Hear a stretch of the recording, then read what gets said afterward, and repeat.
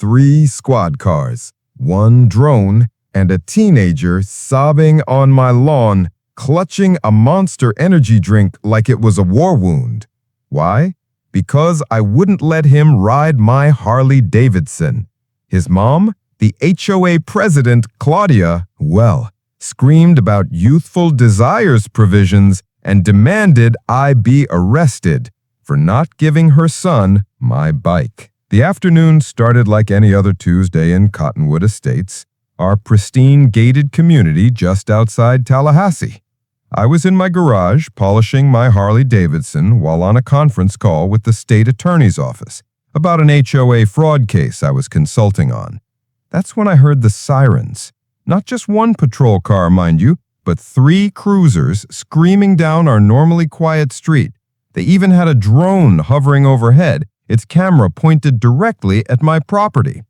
On my lawn, 15-year-old Trevor Well was sprawled dramatically across the grass, clutching a Monster energy drink and wailing like he'd been mortally wounded. His mother, Claudia Well, our HOA president and self-appointed neighborhood guardian, stood beside him with her arms crossed, wearing her signature power walking outfit and a smirk that could curdle milk.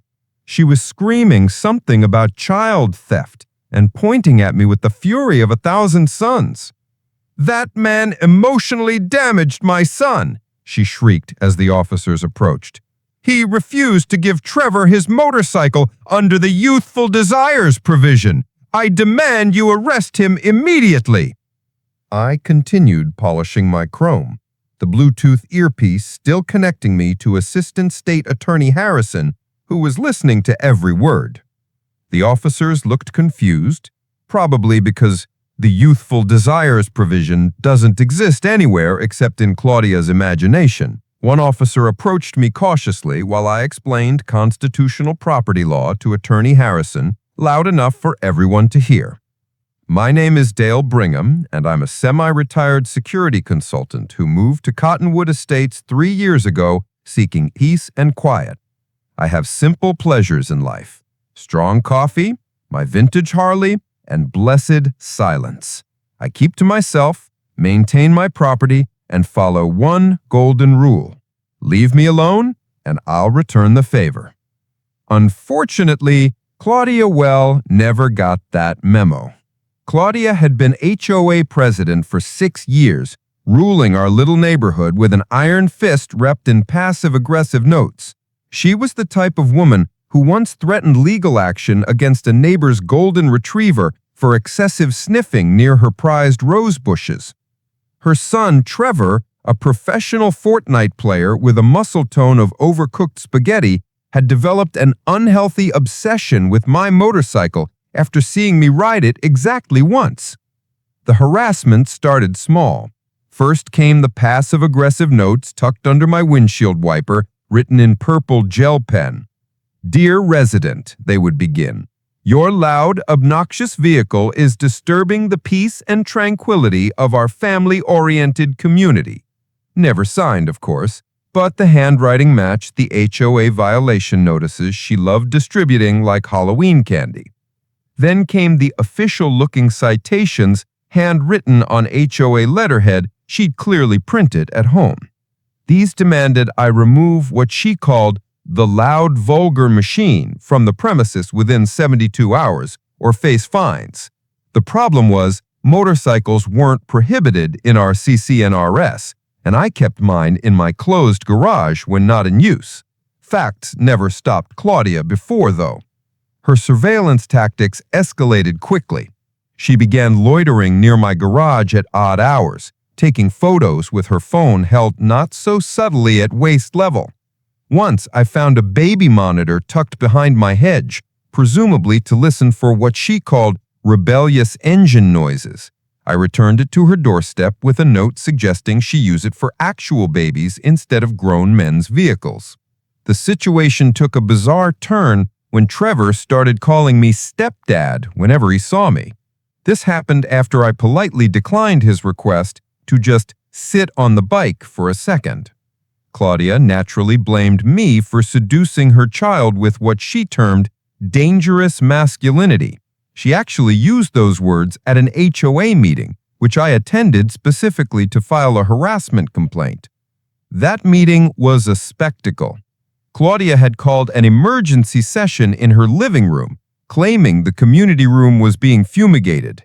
No other board members showed up, but she declared herself unanimously vindicated and my complaint dismissed. She even typed up minutes afterward, listing herself as president, secretary, treasurer, and sole attendee. Things reached a breaking point last Tuesday. I was working from home on that important call with Attorney Harrison about an unrelated HOA fraud case in Gainesville. We were discussing embezzlement patterns when I heard a metallic scraping sound from my garage. Through the window, I watched Trevor attempting to start my Harley Davidson with what appeared to be a butter knife. The bike lurched sideways and he tumbled directly into my prized azalea bushes. Claudia materialized instantly, as if she'd been waiting in the wings. She helped Trevor to the lawn, where he began his theatrical performance of injury and emotional distress. That's when she called 911, claiming I had enticed a minor with weaponized transportation. Yes, she actually said weaponized transportation to the emergency dispatcher. The beauty of modern technology is that my phone captured everything. Claudia heard Claudia screaming about non-existent ordinances, Trevor's dramatic sobbing despite having no visible injuries, and my calm offer of lemonade to everyone involved. The state attorney's office was getting a real-time demonstration of false reporting and harassment. When the officers arrived, Claudia launched into a rehearsed speech about protecting children from predatory vehicle owners. She cited the Homeowner Sovereignty Clause 12C, another figment of her imagination, and demanded I be arrested for violating her son's civil right to experience motorcycle ownership. The lead officer, Sergeant Peterson, looked like he was trying very hard not to laugh. "Ma'am," he said patiently, "refusing to give your personal property isn't a crime. If anything, your son attempting to steal the motorcycle is the actual crime here." Claudia's face turned purple. She started ranting about how she'd been documenting my antisocial behavior for months, how I was corrupting the youth with my rebellious lifestyle, and how she would be contacting the mayor, the governor, and possibly the president about this injustice. That's when Sergeant Peterson recognized her. "Aren't you the lady who called us about the satanic skeleton last Halloween?" he asked. Apparently, Claudia had reported a neighbor's plastic Halloween decoration as promoting devil worship and demanded a SWAT team response. The officers exchanged knowing looks. They reviewed my security camera footage, which clearly showed Trevor breaking into my garage and attempting to steal my motorcycle. They listened to the audio from my phone call, which Attorney Harrison confirmed he was recording for quality assurance purposes. The evidence was overwhelming. Trevor's attempted joyride was classified as tampering with private property and attempted theft. Claudia received a citation for filing a false police report and wasting emergency resources. The officers informed her that crying wolf about fake crimes was, in fact, an actual crime. She tried to argue that she was performing her duties as HOA president, but Sergeant Peterson pointed out that vigilante justice wasn't covered under HOA bylaws. The next HOA meeting was scheduled for the following week, and word had spread about Claudia's latest stunt. Dale made sure of that by recommending to Attorney Harrison that the meeting be broadcast on local access television as part of a civic education initiative. The county loved the idea of transparency in HOA governance. The meeting was standing room only. Neighbors who hadn't attended in years showed up with popcorn. Claudia tried to control the agenda, but board member Patricia Garrett immediately called for a vote of no confidence. Claudia attempted to filibuster by reading passages from The Art of the Deal, claiming it gave her executive immunity as a fellow business person. The vote was dramatic. 3 board members voted to remove her, 2 abstained out of fear, and Claudia voted for herself to receive a raise and expanded powers. According to the bylaws she hadn't read carefully, a simple majority was enough. She was officially removed as president, effective immediately. As part of the legal settlement to avoid criminal charges, Claudia was required to write a public letter of apology to me. She tried to write it in Latin to sound intellectual, but her Google Translate skills were lacking. The published letter in our community newsletter roughly translated to, "My sorry Harley daddy of sin." The entire neighborhood had that framed. Trevor was issued a non-contact order and banned from approaching my property.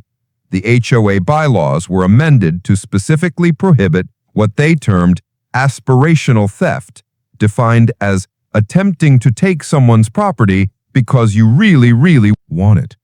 Claudia was also ordered to pay $5,000 in legal fees and fines. $5,000? Claudia shrieked in the courtroom. That's theft. That's extortion. I'll sue everyone in this room. The judge calmly informed her that threatening to sue the court was contempt, adding another $1,000 to her fine. Her face went from purple to white as she realized her HOA president's salary wouldn't even cover a fraction of. Claudia learned the hard way. Community leadership isn't about control, it's about integrity. Trevor learned that obsession doesn't grant entitlement. And I learned there's no sweeter sound than silence, followed by the gentle purr of a Harley engine. Ever been falsely accused by an HOA lunatic or caught a neighbor inventing laws from thin air? Share your wild HOA tales in the comments. Like this video if you believe in boundary lines and common sense, and subscribe for more epic stories where the entitled lose and karma rides loud.